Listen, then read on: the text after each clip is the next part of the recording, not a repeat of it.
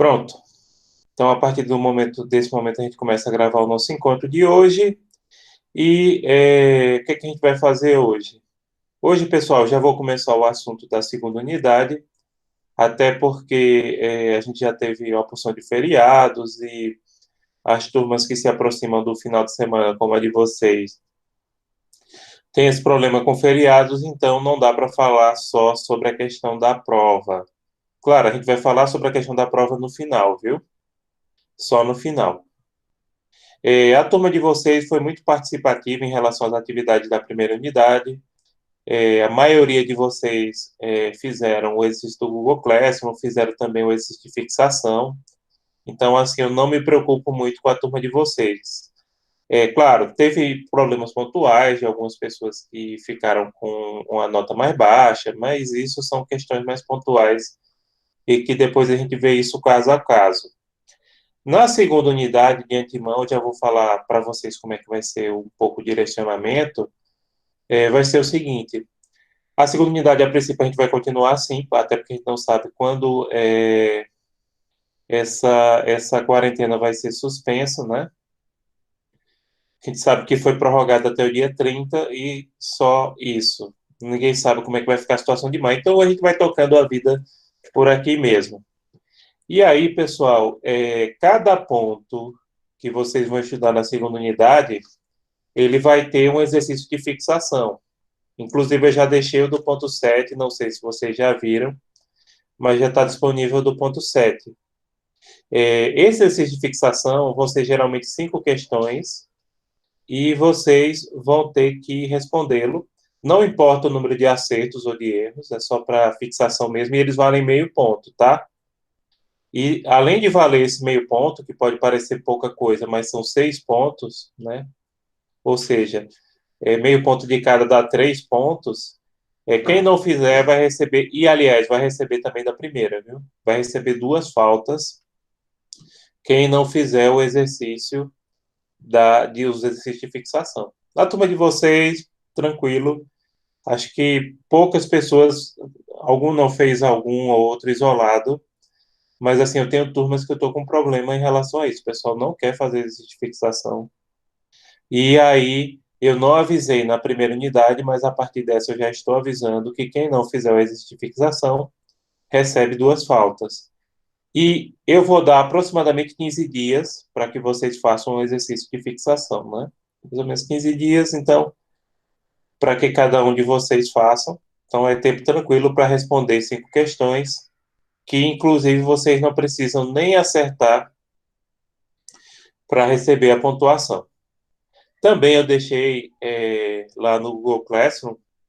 Vou começar a explicar. Acho que não vai dar. Bom dia, Stephanie. Isso, Heloísa. Eu vou começar a explicar o ponto 7, porque não pode perder tempo, não.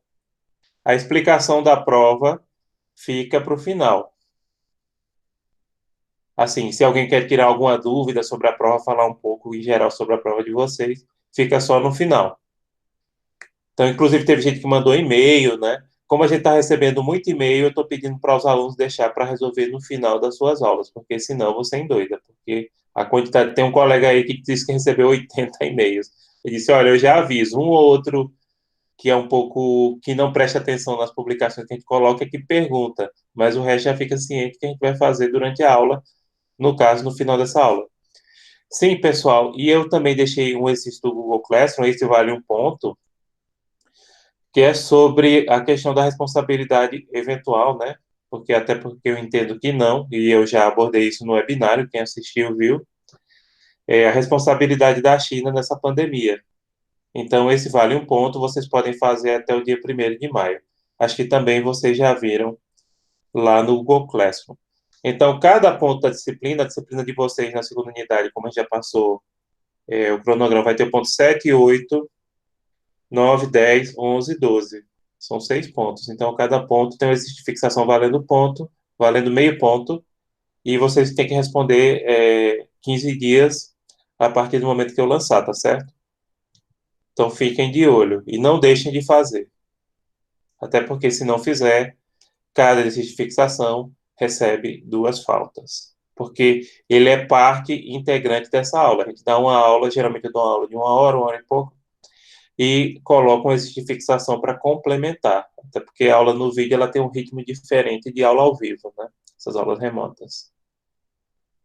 Então, gente, vamos começar. Alguma dúvida sobre essa questão do trabalho?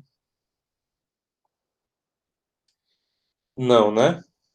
Então, vamos começar a apresentação.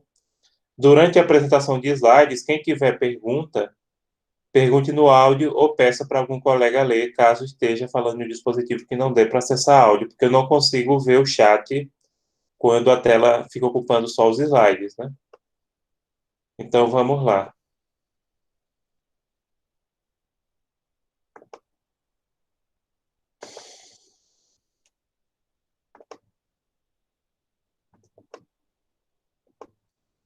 Pronto. Perfeito.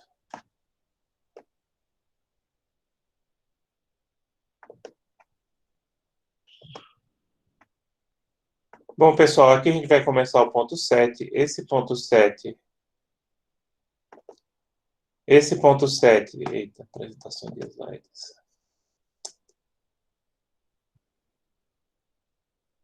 Pronto, esse ponto 7 já está disponível para vocês, inclusive esses slides. Ponto 7, sujeitos de direito internacional.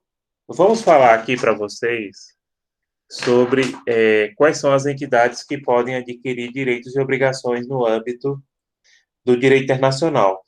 E vocês devem lembrar lá do comecinho do curso, qualquer pergunta que vocês tiverem, como a gente falou, basta interromper no áudio ou pedir para algum colega no chat que leia a pergunta para a gente, porque aí eu não consigo ver, nesse momento eu não consigo ver o chat. Gente, no comecinho do curso vocês estudaram quais eram os sujeitos de direito interno, né? E basicamente os sujeitos de direito interno são dois: a pessoa natural ou pessoa física, mas como a gente no direito prefere chamar de pessoa natural, é a mesma coisa que pessoa física, o ser humano nascido com vida, e as pessoas jurídicas, né, que são todas aquelas entidades, como empresas, associações, fundações, os órgãos do Estado, né, são pessoas jurídicas. Então, são essas entidades que podem adquirir direitos e obrigações no âmbito do direito interno. Por quê? A gente tem que lembrar que personalidade jurídica é a capacidade para ser sujeito de direitos e obrigações. Então, a princípio, é a pessoa natural e a pessoa jurídica que possuem capacidades para ser sujeito de direitos e obrigações. Agora, no direito internacional, será que é a mesma coisa? Obviamente não, né? Tem coisas do direito internacional que são parecidas com o direito interno, mas tem outras coisas que são totalmente diferentes. Bem, em relação ao sujeito de direito internacional, a doutrina majoritária aliás, a posição majoritária, que aí depende não só da doutrina, que a gente chama literatura, mas também dos próprios tribunais internacionais, é que existam três sujeitos de direito internacional, ou seja, três entidades ou pessoas que podem adquirir direitos e obrigações no âmbito internacional, que seria o Estado soberano, as organizações internacionais e a pessoa natural, os indivíduos particulares. O Estado soberano, que a gente viu um pouco na primeira unidade, é aquela unidade dotada de povo, território e governo soberano. Não confundam o Estado soberano, e eu sempre falo isso, mas sempre é importante, com o ente de federação, tá? Ente de federação, se algum de vocês é estagiário da Procuradoria do Estado, ou inclusive já viu processos, ou já processou o governo do Estado, reparem, na qualificação está lá, pessoa jurídica de direito público interno. Por quê? Pessoa jurídica de direito público internacional, só existe um, que é a República Federativa do Brasil. E, pelo amor de Deus, não confundam a República Federativa do Brasil com a União. A União também é sujeito de direito público interno. Aliás, a Constituição é clara. A Constituição é clara. A República Federativa do Brasil é formada pelos pela União, estados, municípios e Distrito Federal, ou seja, é tudo junto e misturado. E por que que as pessoas confundem tanto a República Federativa do Brasil com a União? Porque quem representa a República Federativa do Brasil por competência constitucional é aquela competência que não pode ser delegada, que se eu não me engano é privativa, né? Quem representa é a União, ou seja, por exemplo, os diplomatas são servidores públicos federais lotados na União. E também, por exemplo, quando o Estado quer celebrar um tratado, ele tem que fazer, para conseguir um empréstimo internacional, ele tem que fazer isso através da União, ele não pode fazer sozinho. O professor, Oi, pode perguntar. posso tirar uma dúvida? Pode. Nesse caso aí, como o senhor falou, que existem parte, né, os estados soberanos, as organizações e uma pessoa natural. Poderia dar o exemplo de Maria da Penha, seria o caso, o estado soberano seria o Brasil e uma organização internacional, né, a, e Maria da Penha como uma pessoa natural para resolver um problema que foi interno e que virou internacional, no caso, seria, por exemplo. Sim, inclusive você é pessoa natural, todos nós somos pessoas naturais, não sou Maria da Penha, mas toda pessoa natural aqui, gente, é considerada sujeito de direito internacional, entendeu? Qualquer pessoa natural. Não importa se aquela pessoa tenha acessado um tribunal internacional. No caso, é o exercício, né, aí. Mas a capacidade, ela persiste, como acontece no direito interno, independente desse exercício. Entendi, professor, obrigada. Nada. Então, pessoal, esses são os estados soberanos, né? Quantos estados soberanos tem no mundo? Aproximadamente 200, mas ninguém sabe exatamente, né? Organizações internacionais também tem aproximadamente 200. O que, é que seriam organizações internacionais? Depois a gente vai ver um conceito mais complexo, mas assim, o conceito mais resumido de organização internacional seria que elas são associações formadas por estados soberanos que têm finalidade política ou técnica. Como a gente vai ver depois, não confunda organizações internacionais que são formadas por estados com ONGs. ONG já diz o nome, organização não governamental. Porém, existe uma confusão muito grande na diferenciação entre ONGs e organizações internacionais. Então, exemplo de organização internacional, a ONU, o Mercosul, a União Europeia, a OTAN, a OMS, que anda em evidência nesses dias de pandemia. Então, são essas organizações internacionais. Elas são criadas por estados soberanos, são dirigidas por estados soberanos, e elas podem ter algumas finalidades técnicas, como acontece, com, por exemplo, com a OMS, e outras têm finalidade política, como a ONU ou como a própria União Europeia. Depois a gente vai falar melhor da diferença de ONG para organização internacional. E por último, a pessoa natural, que, como eu disse, pode ser qualquer pessoa natural, mesmo que tenha exercido ou não. No caso da Maria da Penha, a gente lembra porque ela procurou o Sistema Interamericano de Proteção aos Direitos Humanos, mas qualquer um de nós que nunca procurou e nem vai procurar também é. E é o ser humano nascido com vida. Uma coisa assim que eu quero chamar a atenção de vocês é que a pessoa natural ela tem os seus direitos muito limitados no âmbito internacional. Por exemplo, não existe, gente, direito de vir no âmbito internacional. O único Estado soberano obrigado a admitir uma pessoa natural é o seu estado de origem. Mesmo que você tenha um visto válido, por exemplo, eu tenho um visto de 10 anos para os Estados Unidos, vai vencer ano que vem. Mas mesmo com esse visto válido, eu poderia chegar amanhã nos Estados Unidos e negarem a minha entrada. E não precisam nem motivar, porque a legislação americana não exige motivação de recusa. E o visto não gera direito adquirido, mas só expectativa de direito. O único país obrigado a admitir a pessoa é o seu país de origem. Aí percebam, não tem direito de ir e vir. E lembram que o direito de ir e vir é um direito básico da pessoa natural do direito interno, né? Que é garantido por habeas corpus. Vocês sabem melhor do que eu. Outra coisa, o direito de ação também é muito restrito no âmbito internacional.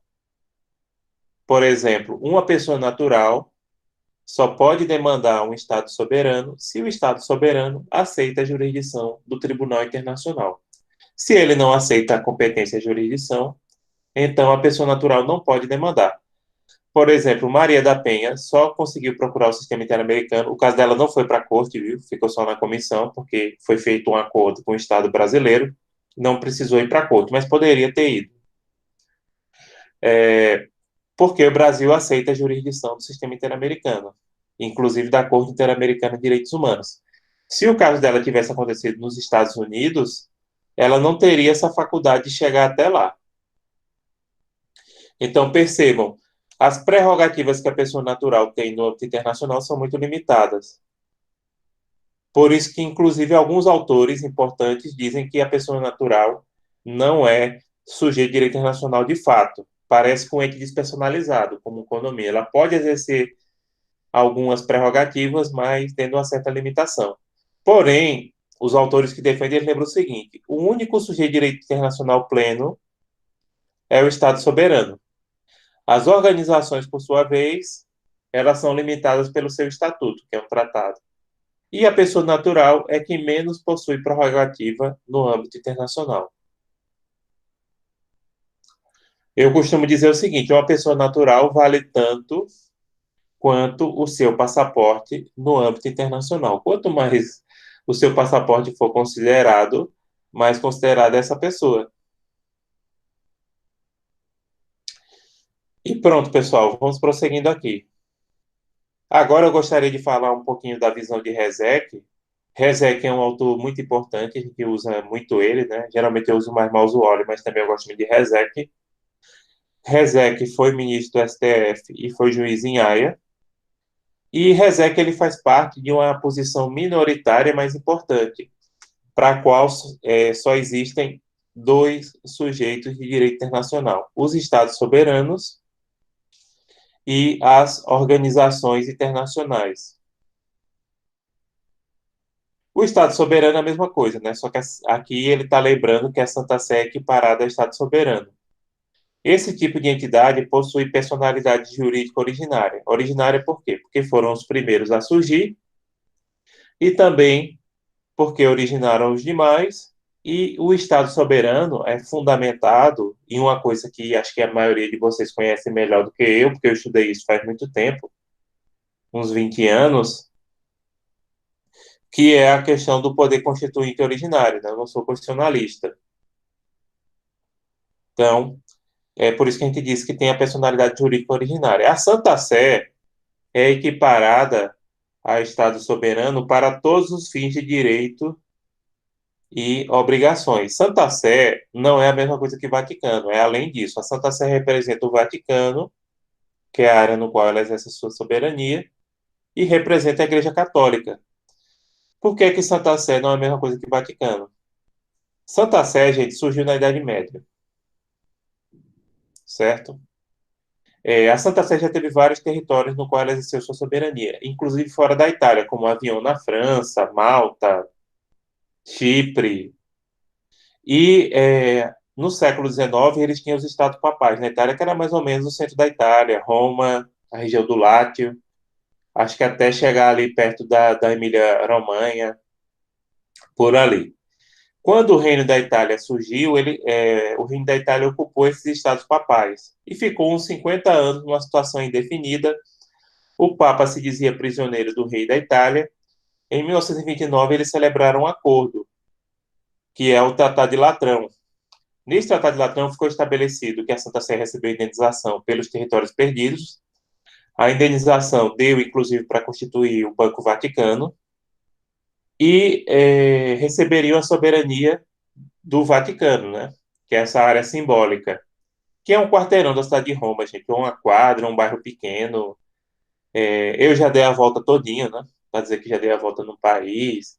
É uma coisa assim de uns 500 metros de extensão, mais ou menos. Né? Como na minha cidade eles chamam quadra, ou como outros, um bairro pequeno mesmo. Né? Assim, mais ou menos quadrado. E percebam, o que a gente chama de Vaticano só surgiu em 1929. E a Santa Sé, mesmo no período que ela não tinha território, o próprio reino da Itália reconhecia que ela persistia enquanto sujeito de direito internacional, equiparado a Estado soberano.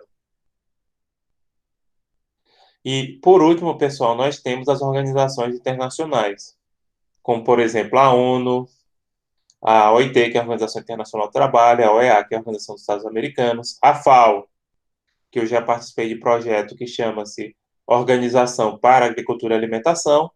As organizações internacionais, elas têm personalidade jurídica derivada. Por que derivada? Porque a personalidade jurídica delas deriva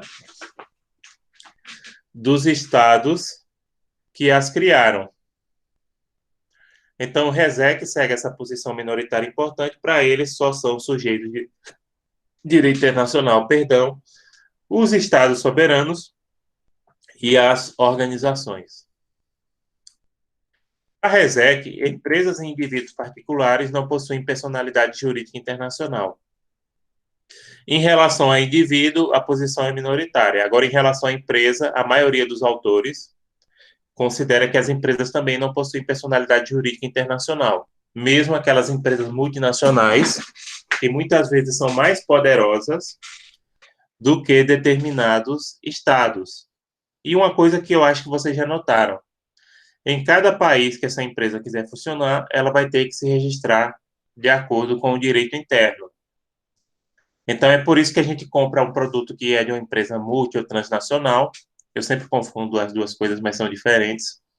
Como não existe um registro mundial de empresa, em cada país que ela quiser funcionar, ela tem que tirar o seu registro. Então, tem lá, não sei o que do Brasil Limitado S.A., não sei o que do Brasil, não sei o que do Brasil tal. Então, em cada país, ela vai ter que se registrar de acordo com o direito interno. Certo? E, no caso do Brasil, uma empresa que venha de fora, ela tem que ter registro em 5 lugares diferentes. Tem que ter na Junta Comercial, na Fazenda Estadual, no município, Receita Federal e também no Ministério da Justiça. Que as outras empresas comuns, né? Não MEI, essas coisas, tem que registrar nesses 4 lugares que eu falei: Junta, Receita Estadual, Federal e o município. E ainda tem que ter no Ministério da Justiça. Pronto. Professor, Oi, pode perguntar. eu tenho uma dúvida, porque eu estava fazendo meu TCC em relação ao trabalho da mulher, e eu não sei se o senhor lembra que a CLT permitiu que as mulheres trabalhassem em condições de insalubridade e grávida. Aí a OIT, ela deu um pronunciamento em relação a isso. Eu queria saber se esse pronunciamento, assim, qual é a efetividade dele, desses tipos de órgãos? Eles é de prevenção, assim, ou eles têm um sistema mais repressivo que pode até impedir de uma lei dessa continuar? Pronto, aí é o seguinte, em relação ao OIT, eu vou falar, isso depende de cada organização, entendeu? Esse poder. Algumas organizações, pronto, a mais poderosa em relação a esse tipo de recomendação é a União Europeia, que aí ela pode baixar normas que só não mexem nas cláusulas pétreas da Constituição do país, mas que dentro da sua competência está acima de qualquer norma de direito interno. No caso da OIT, a OIT ela tem decisões que valem como recomendações. Essas recomendações os Estados-membros podem ou não obedecer. E ela tem também tratados, e vários tratados que o Brasil tenha ratificado. Pronto. Em suma, é o seguinte: se for um tratado, e eu não sei nesse caso específico qual é a decisão, se você quiser, depois você pode até me mandar para eu dar uma olhada. Se for um tratado, e o Brasil tenha ratificado esse tratado, aí o Brasil é obrigado a cumprir. Se não for tratado, for só recomendação, o Brasil deveria seguir, mas não é obrigado a seguir, tá? Entendi. Entendeu? No caso da OIT, como eu disse, isso depende de organização para organização. A organização que tem mais poder para impor assim aos seus membros é a União Europeia, Certo, certo? depois eu lhe mando para o senhor dar uma olhadinha. Pronto, mande, porque aí eu vejo se é só a natureza de recomendação ou se é tratado mesmo. Certo, obrigada. Bom, pessoal, mas voltando aqui, como eu disse, cada empresa, assim, no país que ela quiser operar, ela vai ter que abrir o seu registro. Pronto. Uma coisa que é bem simples, deixa eu pegar aqui no minutinho. Minutinho não, 10 segundos.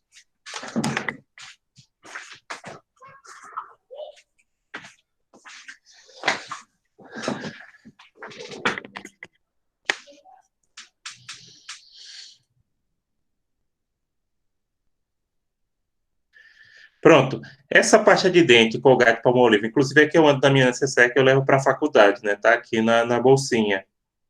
Essa pasta de dente, ela é produzida pela, deixa eu olhar aqui, pela Unilever, né? Não, Colgate Palmolive. Ela é produzida pela Colgate Palmolive Industrial Limitada.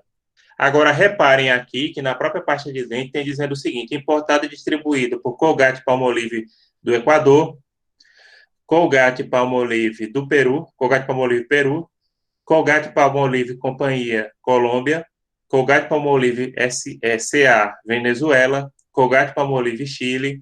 Percebam, é uma empresa, se eu não me engano, ela tem origem americana, e em cada país que ela quiser funcionar, ela tem que se registrar de acordo com o direito interno. A mesma coisa vale para outras empresas, como empresas automobilísticas, que a gente vê muito, né?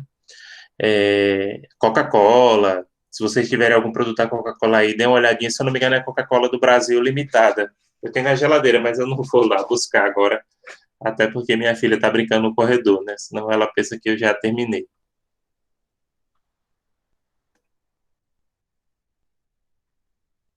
Ah, pessoal, geralmente os autores focados nos direitos humanos é quem defendem que os indivíduos particulares também são sujeitos de direito internacional. E hoje eles formam uma corrente majoritária.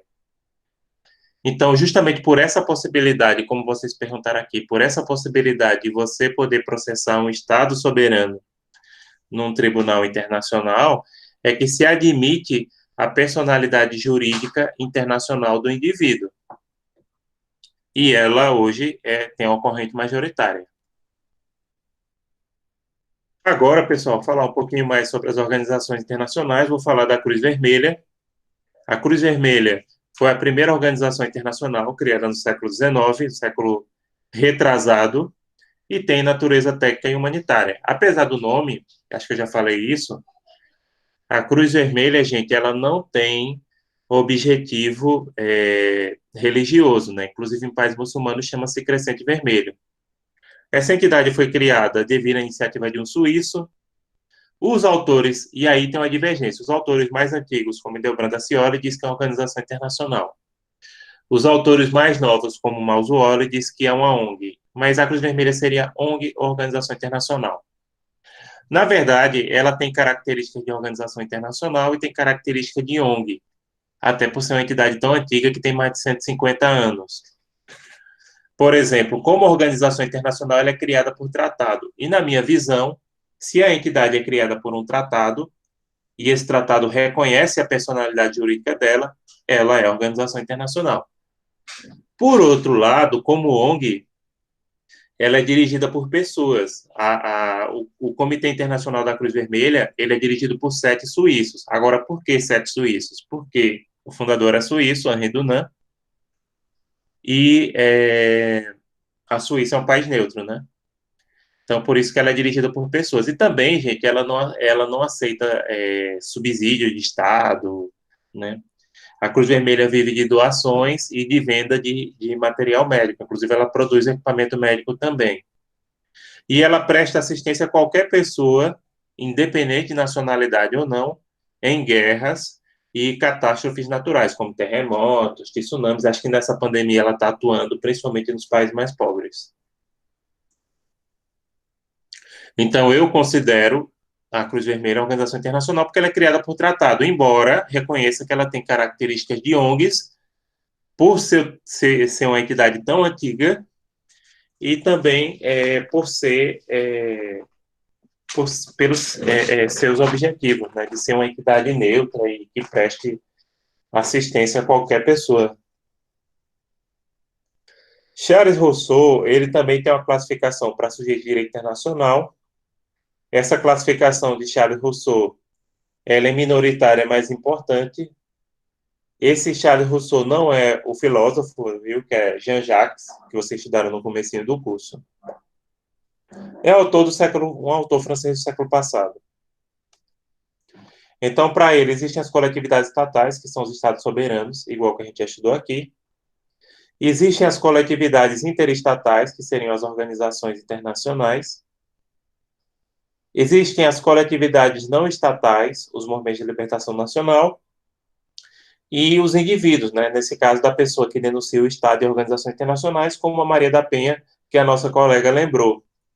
A principal diferença dele é nesse ponto 3, nas coletividades não estatais, que, por exemplo, o Movimento de Libertação Nacional, beligerantes, que alguns consideram sujeito especial, como Mausuoli, mas que não é exatamente sujeito, mas pode exercer. Mausuoli fala a mesma coisa de sujeito informal para as empresas. E por que a maioria dos autores não considera o Movimento de Libertação Nacional como sujeito de direito internacional? Porque muitos deles utilizam até o terrorismo para promover seus objetivos, como a Organização para a Libertação da Palestina fez durante muito tempo, e o IRA, que é o Exército Republicano Irlandês, fez na Irlanda do Norte também até o final dos anos 90. Sabe, gente, de vez em quando tem alunos que perguntam para mim, professor, por que é que só existe terrorista muçulmano? Eu digo, não, gente, quem disse que só existe terrorista muçulmano? Não, porque eu só vejo hoje terrorista muçulmano. Eu digo, mas você sabia que até o final dos anos 90, na Irlanda do Norte, tinham terroristas católicos e nem por isso as pessoas andavam dizendo que todo católico é terrorista? O IRA, gente, ele organizou atentados em todo o Reino Unido até o final dos anos 90, inclusive esse era um dos problemas do Brexit, que era para resolver a questão irlandesa. Acho que o acordo foi de 96 ou 97. E um dos pontos desse acordo é que não ia haver mais controle de fronteira entre a Irlanda do Norte e a República da Irlanda. Então, apaziguou. O problema é que, na medida que o Reino Unido saiu da União Europeia, fosse sair, como é que ia ficar a situação de fronteira?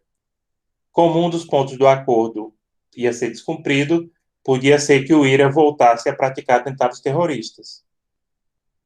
Inclusive, teve membros da família real inglesa, acho não, foi o tio da marido, do marido da rainha, que inclusive ele aparece naquela série The Crown, que nessa última temporada foi aquele que fez Game of Thrones, que é esqueci o nome dele, acho que é John Clancy, alguma coisa assim, que é um ator muito bom, né? Que fez o pai era lá, o patriarca da família Lannister, que era Tywin. Vocês que assistiram Game of Thrones melhor do que eu, assisti um pouco, assisti principalmente as primeiras temporadas, depois eu enchi, deixei pra lá. Mas ele fez o papel desse tio, né, do marido da rainha nessa última temporada. Não, é Charles. Esqueci o nome dele agora, meu Deus. Sei que é um ator excelente. Pronto, ele morreu no atentado do IRA. O personagem real, né? Morreu no atentado do IRA. Então, pessoal, essas coletividades não estatais, muitos não querem reconhecer porque elas praticam atos ilícitos na ordem jurídica internacional, né? Muitas delas, a maioria. A Al-Qaeda também entra aqui, viu? Pronto, agora vamos falar um pouquinho da diferença das organizações não governamentais, ONGs, para as organizações internacionais, que são OIs ou ORGs. Gente, existe uma confusão muito grande entre ONGs, não deveria, e vocês podem dizer, não, parece óbvio que ONG não é a mesma coisa que organização internacional. Porém, as pessoas confundem muito, e inclusive esse é um dos pontos até que eu gosto de abordar na prova. As ONGs, tem muitas ONGs que atuam internacionalmente, exemplo, o Greenpeace. Agora, tem outras ONGs que as pessoas confundem com organizações internacionais, principalmente aquelas ONGs esportivas. Por exemplo, a FIFA, o Comitê Olímpico Internacional. A FIFA, gente, eu já li o estatuto, vocês podem também procurar o estatuto dela no site. Ela é uma associação civil suíça, ou seja, ela é uma ONG. E, inclusive, tem muitos alunos que perguntam, professor, é verdade que a FIFA tem mais Estados-membros do que a ONU? Eu digo não, não é verdade, porque a FIFA não tem Estado-membro, a FIFA tem federações de futebol dos países como membro. Pronto, a melhor prova disso, o melhor exemplo é o Reino Unido. O Reino Unido é um Estado soberano que tem uma cadeira na ONU. Inclusive é fundador e é do Conselho de Segurança Permanente. Já na FIFA, reparem, cada país, ou seja, cada região que forma o Reino Unido, Inglaterra, Escócia, Irlanda do Norte e o País de Gales, tem a sua federação. Por isso que na Copa do Mundo eles jogam separados. Então, gente, a FIFA é uma associação civil. Quem representa o Brasil na FIFA não é um órgão do governo. A CBF, graças a Deus, não é um órgão do Estado brasileiro. E, inclusive, alguns alunos perguntaram para mim, professor, qual é a natureza jurídica da CBF? Eu achei o estatuto, vocês podem achar, basta botar no Google. A CBF, gente, é uma associação civil. Eu lembro que nessa última Copa do Mundo da Rússia, eu vi no Facebook, inclusive, alunos de direito postando indignados que a CBF tinha mandado, no meio da crise, a CBF tinha mandado um voo de luxo para levar os jogadores de futebol para a Europa. Gente, a CBF é uma instituição privada. O dinheiro que ela recebe, principalmente da venda de produtos, aliás, nem tanto da venda de produtos, são caros. Vocês sabem, vocês que têm aí camisa oficial do Brasil. Aquela camisa do Brasil, como muito diferente do que muita gente pensa, ela não representa o Estado brasileiro, viu, gente? Ela representa uma federação, uma associação civil que representa o futebol brasileiro, tá? Então, aquilo ali não tem nada a ver com o nosso Estado. Sim, aí as entidades esportivas, como a FIFA, elas vivem principalmente de vender direito de transmissão, que é um negócio, não é milionário, não, é bilionário. E, claro, elas também têm contratos com os estados soberanos, mas aí percebam, quando a FIFA fez negócio jurídico com o Brasil, aquilo era contrato internacional, aquilo não era tratado. Porque o contrato internacional, ele sempre tem uma entidade privada, né? Então, aquilo é regido pelo direito internacional privado e pelo direito administrativo brasileiro. E, e sim, aí, como eu estou dizendo, a CBF, gente, é um órgão, é uma associação. Acho que as pessoas pensavam que a CBF é tipo uma OAB da vida, que é uma autarquia especial, não sei o quê. Né? A OAB, sim, ela tem uma natureza jurídica especial, e aí tem uma discussão se ela é órgão público, se ela é órgão privado, se ela é órgão privado de interesse público, mas não é o caso, viu? Não é o caso da CBF. Aí diz, sim, por que que ela se envolve em tanta corrupção? Justamente porque elas celebram muitos acordos, recebem volume bilionário de dinheiro, elas têm muitos contratos com os estados soberanos. Inclusive, agora nessa pandemia, aquele ex-presidente da CBF, o Marinho, ele estava preso nos Estados Unidos, como ele tem uma certa idade, ele é uma pessoa bastante idosa, o próprio governo americano colocou ele em liberdade nessa pandemia, tá? Mas não é só a CBF, a própria FIFA é envolvida com muitos escândalos de corrupção também. Inclusive, gente, basta vocês olharem o estatuto desse tipo de entidade para vocês verem que elas têm natureza jurídica privada.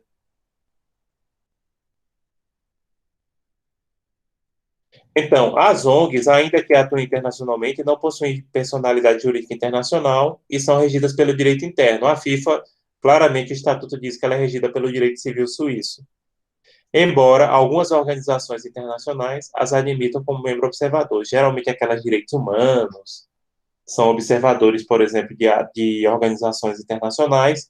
Aí, elas podem participar de discussões, mas também elas não têm direito ao voto. Pronto, outro exemplo de ONG que o pessoal confunde muito, associações científicas. Eu faço parte de uma associação científica internacional chamada IPSA, que é a Associação Internacional de Ciência Política. Essa entidade tem sede em Montreal, no Canadá.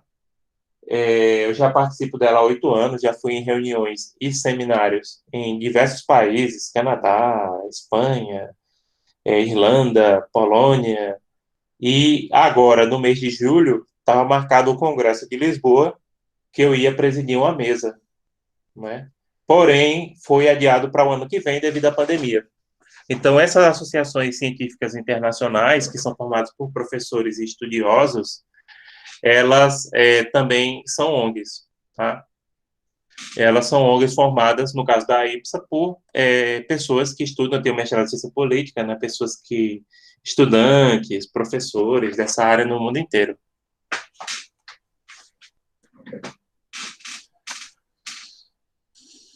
Bem, pessoal, o poder de celebrar tratados das organizações internacionais está disciplinado pelas Convenções de Viena sobre Direitos Tratados entre Estados e Organizações Internacionais ou entre organizações internacionais, de 1986.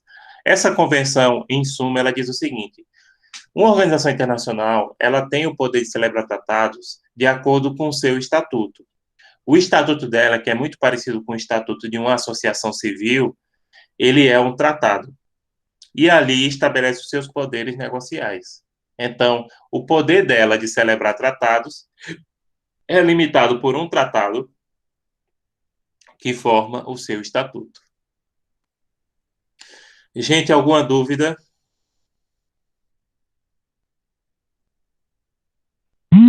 Não, professor. Pronto, aí eu vou fazer o seguinte: a gente para por aqui e deixa eu parar a apresentação. Agora eu vou falar um pouquinho da prova de vocês. Inclusive, eu peço para que vocês já deixem a presença aqui, porque quem quiser sair, não tem dúvida sobre a prova, não quer, inclusive uma colega que nem uma colega mandou ontem, né? Que geralmente, inclusive, eu no dia que eu faço essa parte assim de revisão, de comentar a prova, eu não dou aula. Só que o problema é que vocês são quinta, quem é quinta e sexta-feira a gente tem um problema de feriados. Aí eu digo, não, pelo menos começar o assunto a gente vai começar.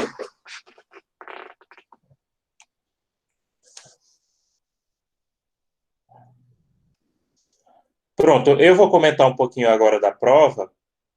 E aí, quem quiser interromper, pronto, quem tiver dúvida pessoal, reclamações sobre a prova, depois que eu terminar de falar a prova, pode ficar à vontade, viu? Que a gente está aqui nesse momento é para atender vocês. Professor, Oi, pode falar. tinha possibilidade, não é sobre a prova, é sobre o novo assunto. Tinha possibilidade do senhor colocar os slides do ponto 7 já no Classroom, porque eu queria imprimir e já poder ir escrevendo enquanto o senhor está explicando. Pronto, eu já coloquei. Já? Eu não vi, não. Já, você olha em atividades, eu vou até conferir, porque de repente, né? Tá lá, Tá eu vou lá, olhar eu vi. aqui se tá. Cadê? Pronto, nesse exercício de fixação do ponto 7, eu não sei se vocês estão vendo a minha tela. Estão vendo ou não? Não. Pronto, é porque eu acho que eu saí da apresentação. Deixa eu colocar aqui, apresentar.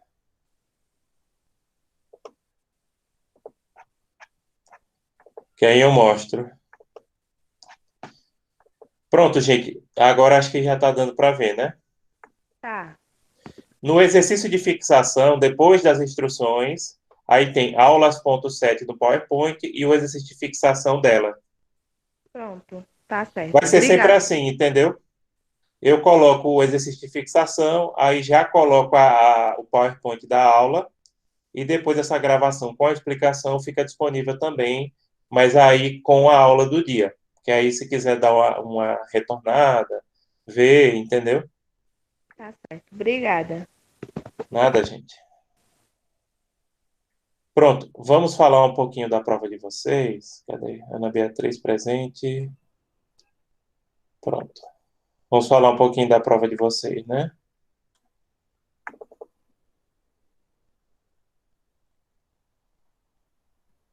Não é nota, não. Exercício de avaliação. Cadê? Diurno.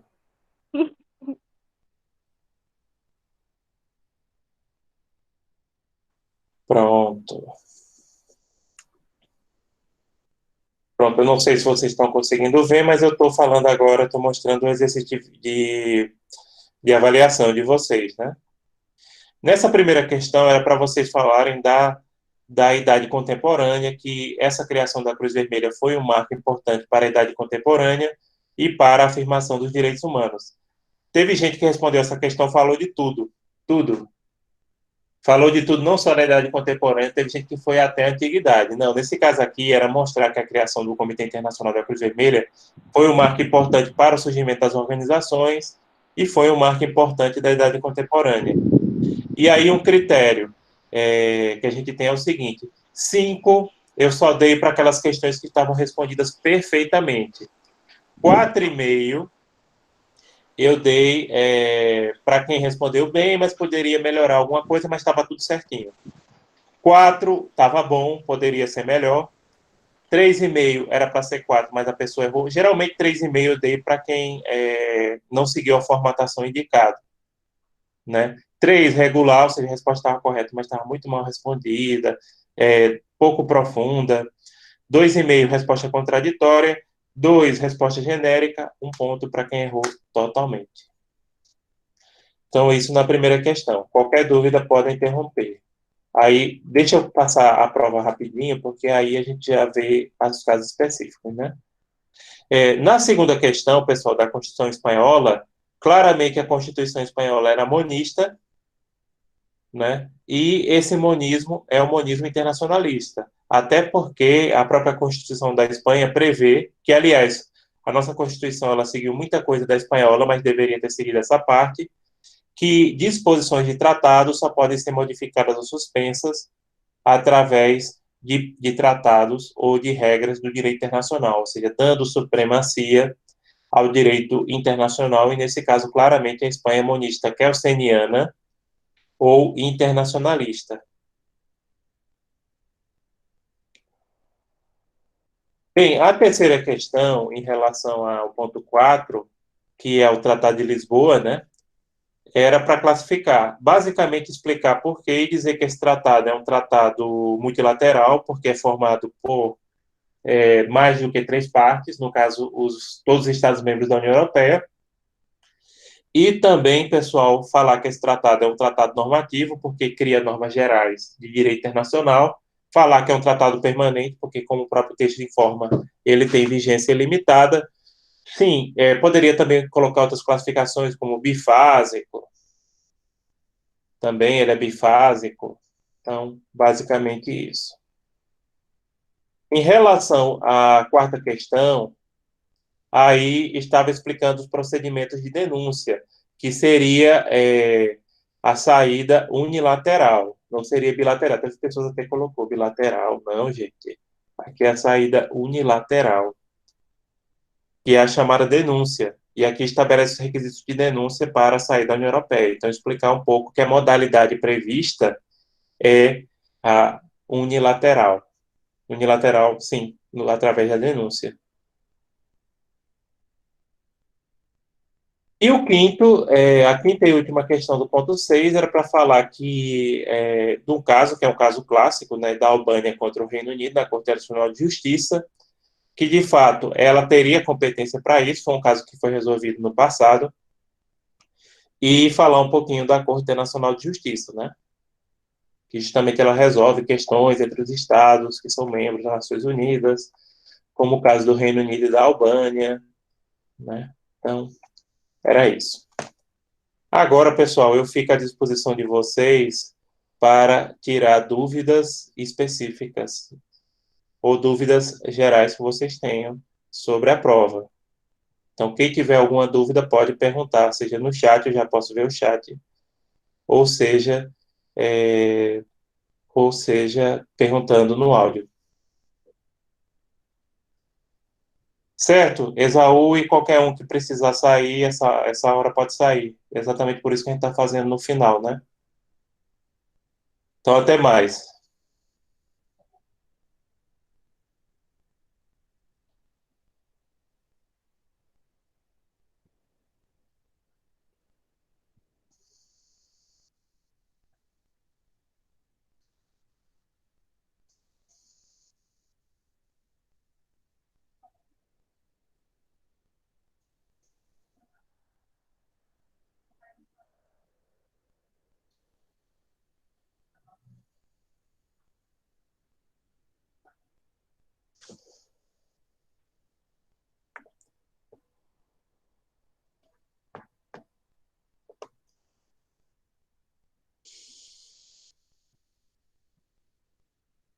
Pronto, gente. Quem quiser perguntar, questionar alguma coisa, saber detalhamento da sua nota, aproveite esse momento, porque depois eu não vou aceitar.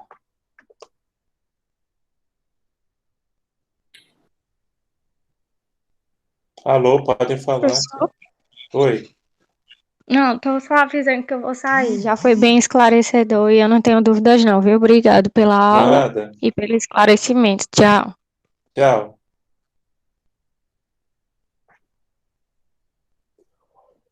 Bom dia. Bom dia, Júlio. Pois não.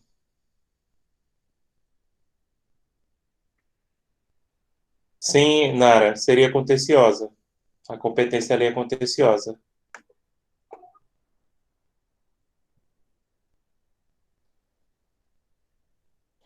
Pronto, é Júlio Vinícius, né? Eu vou dar uma olhada aqui na sua prova.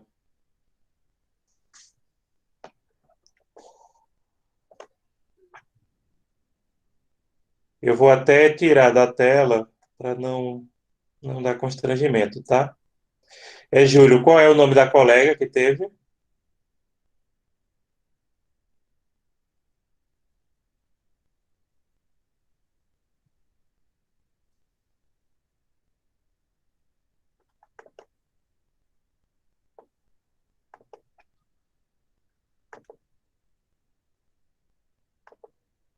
Sim, Júlio, qual é o nome da colega? Letícia com I, né? Pronto, eu vou dar uma olhada aqui rapidinho, eu lhe dou um retorno no momento.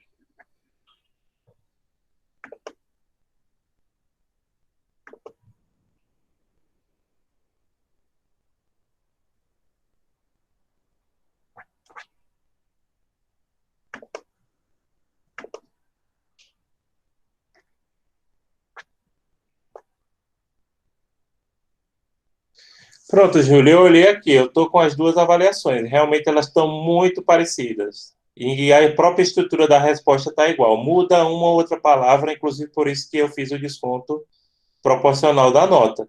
Se vocês não fizeram a prova junta, vocês copiaram de algum lugar. E aí eu lembro que eu tinha proibido a cópia, né, era para fazer com as palavras de vocês. Aí eu dei o desconto da nota. Inclusive, eu não desconsiderei tudo, nem a tua prova e nem a prova dela. Mas assim, até a estrutura da resposta tá idêntica. Tá idêntica, Júlio. Tá idêntica aqui. Eu tô com as duas. Eu não sei como é que vocês fizeram isso. Vocês não fizeram juntos, vocês copiaram do mesmo trecho do livro e mudaram poucas palavras. E aí eu falei que era para fazer esse exercício com as palavras, com as suas palavras. E, como eu disse, eu não descontei todo, né? Eu descontei só parcialmente. Ah, a questão dela foi o seguinte: eu disse que ia considerar, cadê? Antes de corrigir, inclusive, que ela não tinha marcado como ela tinha deixado como pendente,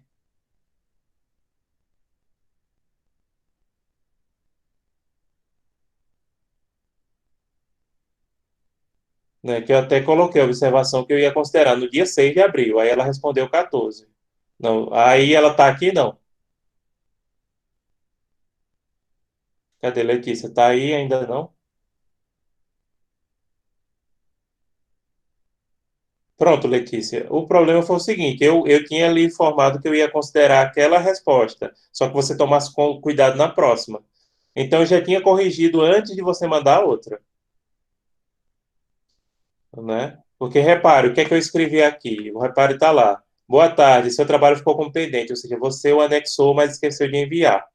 Desta vez eu vou considerar, mas tenha cuidado da próxima vez. Aí eu já tinha corrigido quando você já tinha feito outro. Aí você não era para ter feito outro, porque eu mesmo tinha lhe informado que eu ia considerar.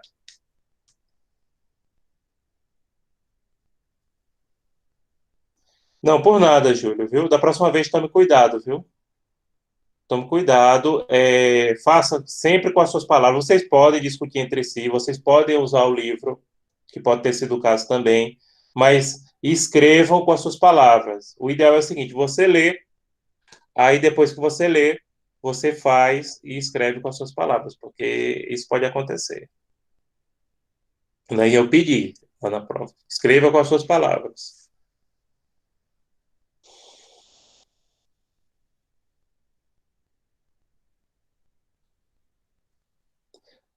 Mais alguém tem alguma coisa para falar, gente?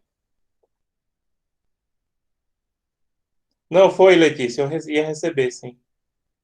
E eu até falei ali, dê uma olhadinha se eu coloquei que eu ia considerar.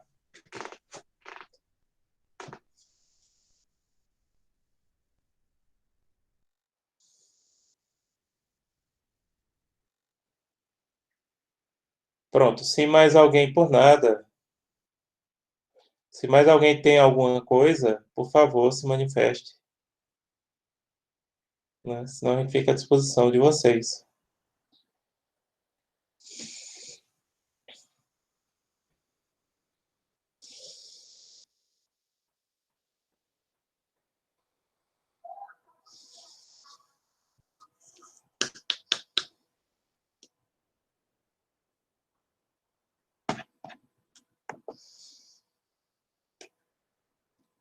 Joseildo, Tainá, vocês têm alguma coisa também? Ou não?